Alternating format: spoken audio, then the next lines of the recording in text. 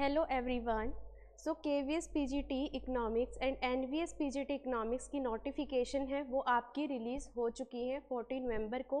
तो इस बार आपकी जो वैकेंसीज़ है मैक्सिमम नंबर में आपकी इकोनॉमिक्स के अंदर है वो वैकेंसीज़ है वो देखी गई थी। इसके बारे में आज हम डिस्कस करेंगे कि क्या क्राइटेरिया रहेगा, आपका सिलेक्शन प्रोसेस क्या रहेगा, क्या एग्ज़ाम पैटर्न है और आपका जो सिलेबस है वो हम आज इस वीडियो में डिस्कस करेंगे। सो आज डिस्कस करते हैं। सबसे पहले अगर हम बात करें तो पीजीटीज़ में जो आपकी नंबर ऑफ़ वैकेंसीज़ है इकोनॉमिक्स में, इस बार आपकी काफ़ी नंबर ऑफ जो वैकेंसीज़ है वो आपकी देखी गई हैं। जनरली जो इकोनॉमिक्स के सब्जेक्ट में है इतनी वैकेंसीज़ आपकी नहीं आती हैं। सो अगर हम देखें तो आपकी जो केवीएस में है, केवीएस में जो आपकी वैकेंसीज़ आई हैं वो आपकी इकोनॉमिक्स में 55 आपकी अंडर जो है अनरिजर्व्ड कैटेगरीज की है। ईडब्ल्यूएस में आपकी 12 वैकेंसीज हैं एंड ओबीसी में आपकी 34 है, एससी में 19 एंड एसटी में 9।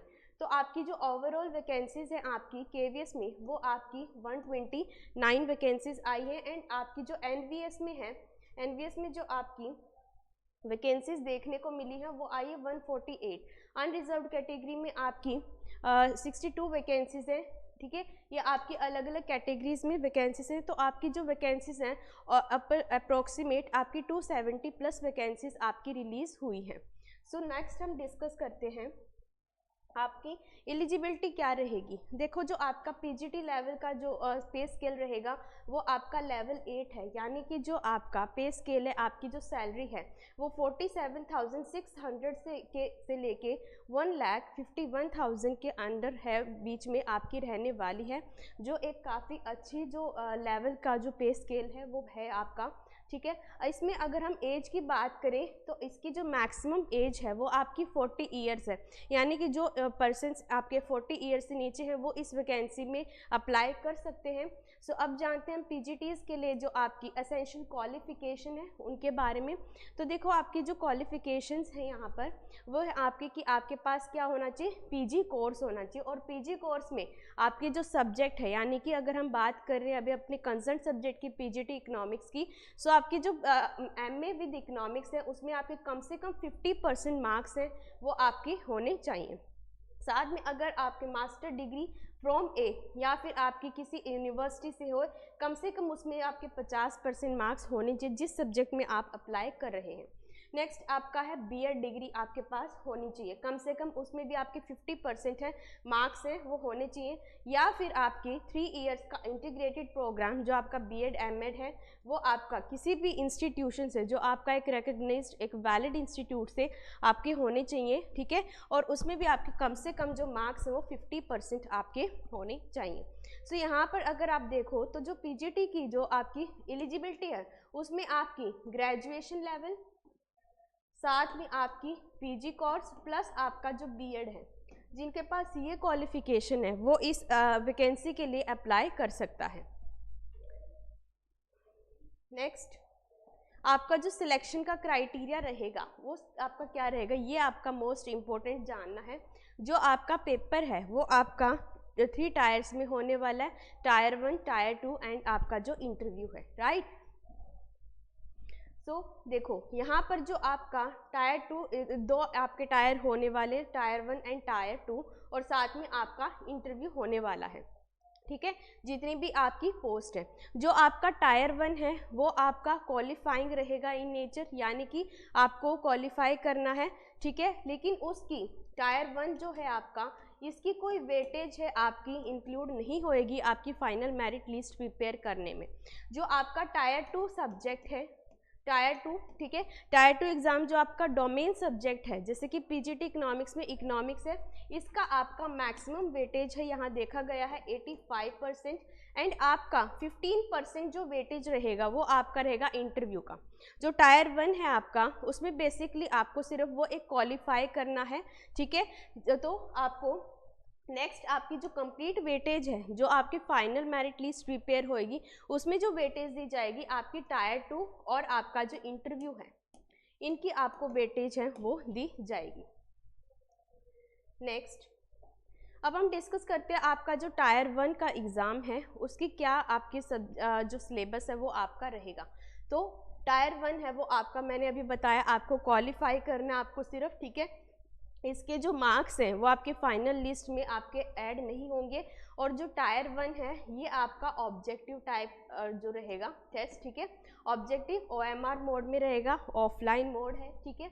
और जो टेस्ट है सारे के सारे पोस्ट के लिए जो आपकी जितनी भी हैं उनके लिए आपको ये सिलेबस गिवन है, ठीक है। और आपका 2 घंटे का ये टेस्ट होने वाला है, ठीक है। जो आपका टायर 1 है ये आपका 100 क्वेश्चंस आएंगे एंड ये आपका 300 मार्क्स का रहेगा। 1 क्वेश्चन है वो आपका 3 मार्क्स का रहेगा यहाँ पर, ठीक है। अब देख लेते हैं हम टायर 1 में हमारे क्या क्या सिलेबस में पार्ट है। अब आपका जो टायर 1 है ये आपका सिलेबस है जो 6 पार्ट्स में डिवाइड है।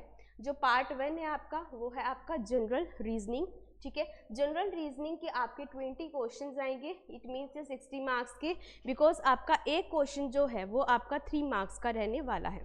नेक्स्ट हम बात करें तो न्यूमरिक एबिलिटी, ठीक है, मैथ्स, आपका बेसिक कंप्यूटर नॉलेज, ठीक है, आपकी जीके, लैंग्वेज आपका एक इंग्लिश का और एक आपकी जो कॉम्पिटेंसी टेस्ट है कोई भी मॉडर्न इंडियन लैंग्वेज जो आप इसमें सेलेक्ट करेंगे वो आपका रहेगा। सब यहाँ पर अगर आप देखो तो लैंग्वेज में आपके 10 क्वेश्चंस हैं, ये आपके 30 मार्क्स के हैं। जो सारे के सारे क्वेश्चन आपके टोटल क्वेश्चन रहेंगे यहाँ पे 100 और मार्क्स कितने रहेंगे 300। इसको आपको जस्ट क्या करना है, क्वालिफाई करना है, ठीक है।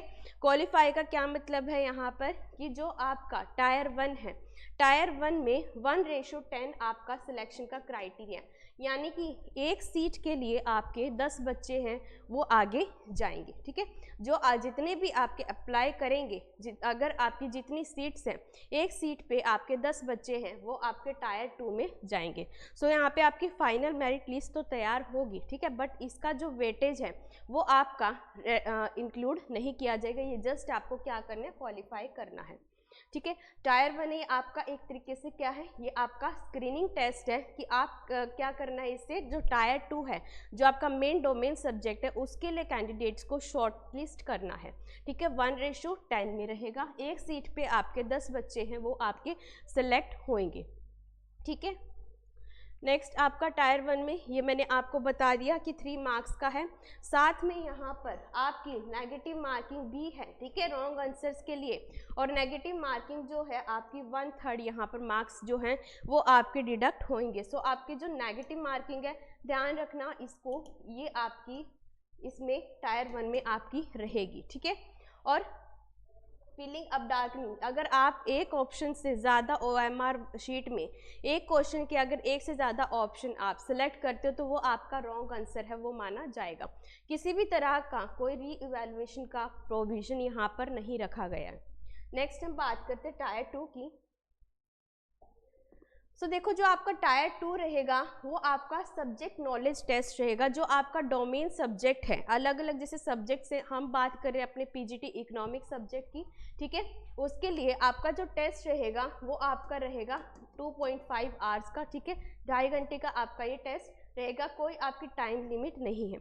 अब यहाँ पर थोड़ा सा आपका जो पैटर्न है वो आपका चेंज हुआ है। अब जो आपका टायर 2 है ये आपका सब्जेक्टिव के साथ साथ ऑब्जेक्टिव भी है, ठीक है। पहले आपका ऑब्जेक्टिव होता था, अब आपका सब्जेक्टिव भी इंक्लूड कर दिया। सो देखो आपका जो सिलेबस गिवन है उसके बेस पे आपका टेस्ट होगा। आपको जो सिलेबस है अभी हम डिस्कस करेंगे। तो यहाँ पर जो आपके क्वेश्चंस रहेंगे वो आपके 60 आपके ऑब्जेक्टिव टाइप रहेंगे जो आपके MCQ होते हैं, ठीक है। और 10 मार्क्स का 10 क्वेश्चंस जो आपके रहेंगे वो आपके डिस्क्रिप्टिव रहेंगे, यानी कि सब्जेक्टिव क्वेश्चंस यहाँ पे रहेंगे, आंसर राइटिंग, ठीक है। टोटल क्वेश्चन हो गया आपके 70। ऑब्जेक्टिव क्वेश्चन है ये आपका 1 मार्क का 1 क्वेश्चन रहेगा, यानी कि आपके 60 मार्क्स के ऑब्जेक्टिव क्वेश्चन। एंड जो आपके डिस्क्रिप्टिव है, जो आपके आंसर राइटिंग वाले क्वेश्चन है सब्जेक्टिव आंसर्स, वो आपका 1 वो जो क्वेश्चन है वो आपका 4 मार्क्स का रहेगा। तो यहाँ पर होगी 40, 60 + 40 आपका 100 मार्क्स का जो टायर 2 है ये आपका रहेगा। टायर 1 आपका 300 का था, 100 क्वेश्चन से 1 क्वेश्चन कैरीज 3 मार्क्स, ठीक है। आपका जो टायर 2 है इसमें आपके सब्जेक्टिव भी अब आपका इंक्लूड कर दिया है। तो 60 आपके ऑब्जेक्टिव क्वेश्चन जो आपके MCQ रहेंगे, और आपके जो 10 क्वेश्चंस हैं 1 क्वेश्चन कैरीज 4 मार्क्स, ये आपका सब्जेक्टिव रहेगा, ठीक है। ऑब्जेक्टिव टाइप में एक क्वेश्चन 1 मार्क का है ऑब्जेक्टिव में, ठीक है, यहाँ पे भी आपकी नेगेटिव मार्किंग इंक्लूड है। यहाँ पर जो आपकी नेगेटिव मार्किंग है वो है आपकी 0.25 मार्क्स की, ठीक है, और किसी भी तरह का कोई भी यहाँ पे री इवैल्यूएशन का प्रोविजन नहीं रखा गया है टायर 2 में भी। ओके, अब देखो जो इंटरव्यू के लिए नेक्स्ट आपका जो लास्ट स्टेज है आपकी इंटरव्यू की, जो टायर 3 है, इसमें आपका सिलेक्शन किस बेस पे रहेगा? इसमें आपका जो सिलेक्शन रहेगा वो आपका रहेगा 1:3, यानी कि जो आपकी वैकेंसीज हैं, जितनी आपकी सीट्स अवेलेबल हैं, एक सीट के लिए यहाँ पर 3 बच्चे जो हैं मेंस में जो अपीयर होंगे, उनमें से एक सीट पे आपके 3 बच्चे जो हैं वो आपके क्वालिफाई होंगे फॉर द इंटरव्यू प्रोसेस, और वहाँ पर जिसकी सबसे ज़्यादा एफिशिएंट इंटरव्यू है, जिसके सबसे ज़्यादा मार्क्स वहाँ पर होंगे, उस पर्सन की फाइनल मेरिट लिस्ट पे नेम आएगा। ठीक है, सो कैंडिडेट्स जो secure marks equal to the last candidate, ठीक है, जो आपकी रेंज रहेगी वो रहेगी 1:3 की। ठीक है, कैंडिडेट्स जो शॉर्टलिस्ट आपके होंगे। अब बात करते हैं इसकी इम्पोर्टेंट डेट्स। आपको पता है कि जो नोटिफिकेशन है वो हमारा जनरेट हुआ था 14 नवंबर 2025 को, और आपकी जो लास्ट डेट है to apply for the PGT economics vacancies वो आपकी रहेगी, डेडलाइन गिवन है आपको 4 दिसंबर 2025। इससे पहले आप सबको अप्लाई यहाँ पर कर लेना है। आपकी जो फ़ी डिपॉजिट होएगी वो आपकी 14 नवंबर से स्टार्ट हो गई है, और फ़ी क्लोज भी आपकी सेम डेट पर हो जाएगी 4 दिसंबर 2025। इससे पहले जो भी KVS PGT और NVS PGT इकोनॉमिक्स में जो भी अप्लाई करना चाहते हैं, आप जल्दी से जल्दी आप अपना रजिस्ट्रेशन है वो आप कर सकते हैं। अब हम बात करेंगे जो हमारा टायर 2 का सिलेबस है, मेन जो हमारा डोमेन सब्जेक्ट रहेगा उसका आपका जो सिलेबस रहेगा उसके बारे में बात करते हैं। सबसे पहले देखो meaning, scope and function and importance of the statistics in economics.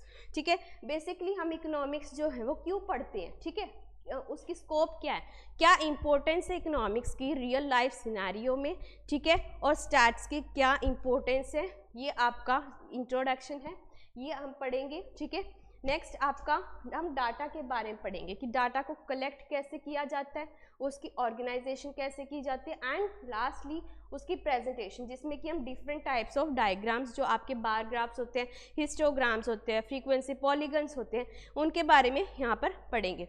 क्या आपके मेथड्स रहते हैं डेटा को कलेक्ट करने के, उस डेटा को कैसे प्रेजेंट किया जाता है, प्रेजेंटेशन कैसे होती है, आपके फ्रीक्वेंसी डिस्ट्रीब्यूशन है, वेरिएबल्स हैं, ये सारा आपका सिलेबस है। नेक्स्ट अगर हम बात करते हो स्टैटिस्टिकल टूल्स एंड इंटरप्रिटेशन, ठीक है, इसमें आपके मेजर ऑफ सेंट्रल टेंडेंसी जो आपका मेन रहता है, arithmetic mean, median and mode. Next आपका कोरिलेशन की क्या प्रॉपर्टीज़ हैं, क्या मतलब है, कितने टाइप्स होते हैं, ठीक है, साथ में आपके कैलकुलेशन के जो आपके 2 formulas, Karl Pearson and Spearman rank correlation, जो आपके मेथड्स हैं ये आपके इंक्लूड है। नेक्स्ट आपका है introduction to index numbers, meaning, types, क्या एप्लीकेशंस हैं, क्यों इनको यूज़ किया जाता है, ठीक है, क्या आपकी लिमिटेशंस रहते हैं, एंड जो मेथड्स हैं, ठीक है, जो हम फॉलो करते हैं इंडेक्स नंबर्स को कैलकुलेट करने के लिए, ठीक है, वो सारा आपका रहेगा। नेक्स्ट हमारा बात करें हम माइक्रो इकोनॉमिक्स की, तो माइक्रो इकोनॉमिक्स क्या है, ठीक है, क्या डिफरेंस रहता है माइक्रो और मैक्रो में, आपका डिफरेंस क्या है, positive and normative economics. Next जब हम स्टडी करते हैं, देखो जब भी हम माइक्रो इकोनॉमिक्स स्टडी करते हैं तो आप बेसिकली स्टार्ट करते हो कि माइक्रो इकोनॉमिक्स होती क्या है, क्या आपकी इकोनॉमी में हम माइक्रो इकोनॉमिक्स को स्टडी क्यों करते हैं, आपकी क्या इकोनॉमिक प्रॉब्लम्स हैं, ठीक है, वो प्रॉब्लम्स क्यों अराइज होती हैं, ये सारा हम पढ़ेंगे। नेक्स्ट आपका है कंज्यूमर इक्विलिब्रियम एंड डिमांड, ठीक है, आपकी जो कार्डिनल यूटिलिटी है कंज्यूमर इक्विलिब्रियम में, ठीक है, नेक्स्ट आपकी ऑर्डिनल यूटिलिटी जिसमें हम इंडिफरेंस कर्व का एनालिसिस पढ़ेंगे, साथ में इसका कंज्यूमर इक्विलिब्रियम भी स्टडी करेंगे, ठीक है। नेक्स्ट हमारी जो डिमांड है, डिमांड कर्व, आपकी जो शिफ्टिंग है, मूवमेंट है डिमांड कर्व की, व्हाट आर द फैक्टर्स, ठीक है, आपके जो रीजंस होते हैं डाउनवर्ड स्लोपिंग डिमांड कर्व के, along with the price elasticity of demand and their methods, ठीक है, ये सारा आपको ऑब्जेक्टिव के साथ साथ सब्जेक्टिव के लिए भी आपको ये प्रिपेयर ये करना पड़ेगा।